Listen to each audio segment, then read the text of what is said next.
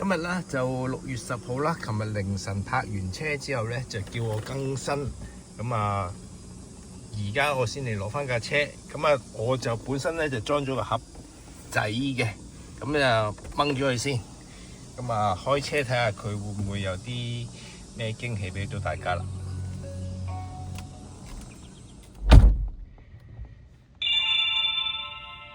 咁就話我成功升級到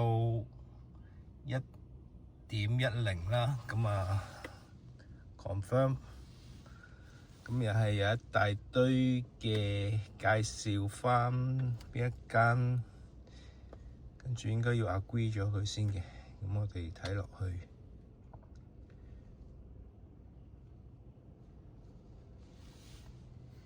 哇！更新完咧，佢唔幫我着冷氣，要自己開。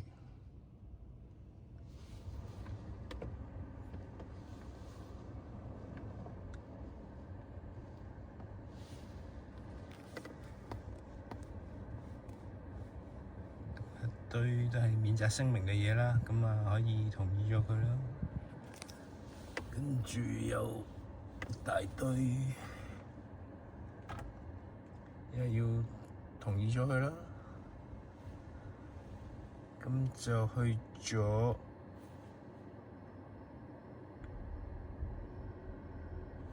大家個底呢度係咪好似有啲唔同咗，多咗啲嘢出現咗喺晒度？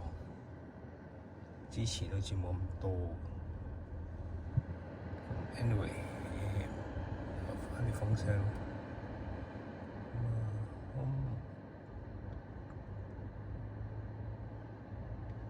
決定嗰個版面就有啲唔同到啦，迎賓燈、車外燈、行燈係咯，呢度燈光嗰度 show 出嚟同之前個版會有啲唔同啦。呢分燈、門鎖後邊啦，呢個就係後邊嗰個尾門啦。聲效呢個就係音響嗰個咧，能量都係一樣啦，不過係個 design 唔同咗。車輛控制開冷氣，呢度 set 到之前就係靠手機嗰度 set 啦。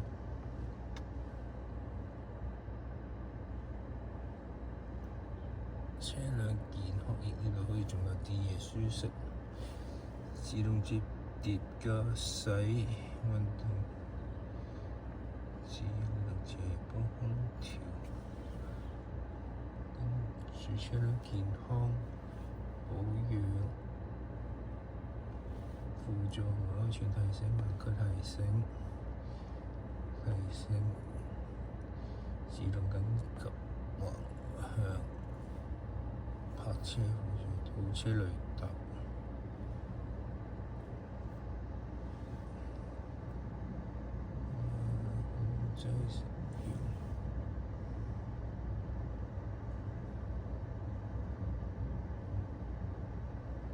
版本升級，咁我可以再睇多次啦。咁啊，大家可以再 confirm 多次嗰個版本，去到咁樣嘅。就呢度上面嘅嘢，之前打橫多啲，會個擺位唔同咗啫。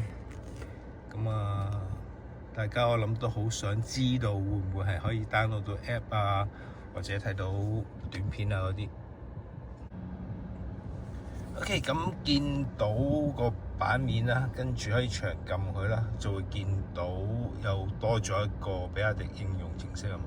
跟我拉佢上嚟先啦，拉咗上嚟 OK 咧，佢會話又係一堆權限問題啦。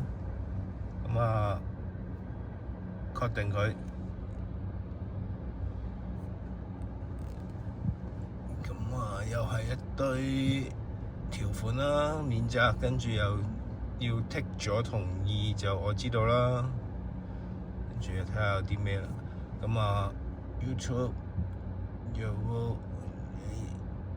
咁啊卡拉 OK 都係呢幾個啦，跟住仲有呢啲 menu 更新啊 ，YouTube 啊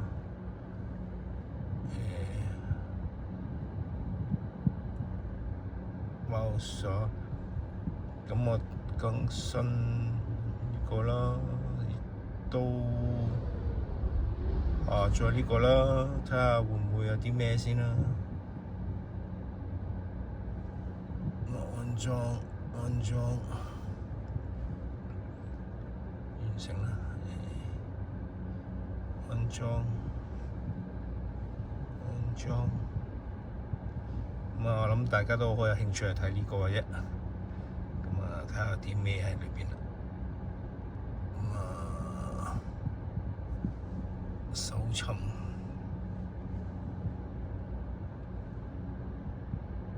Battlefield 睇下有啲咩。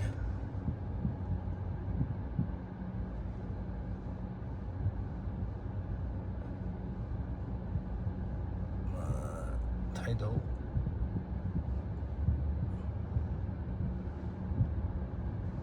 睇下官方介紹，點解？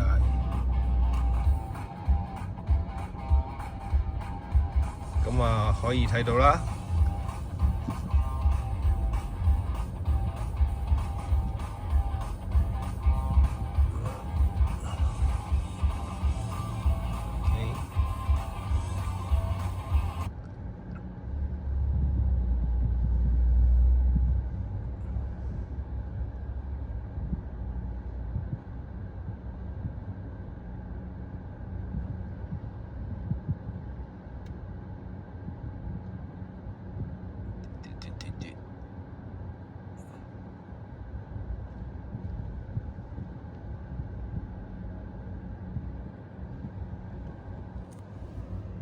賣下廣告啦。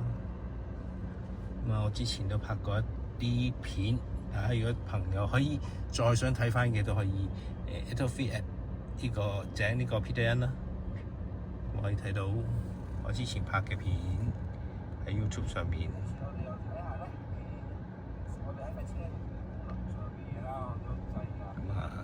都係可以睇到出嚟啦。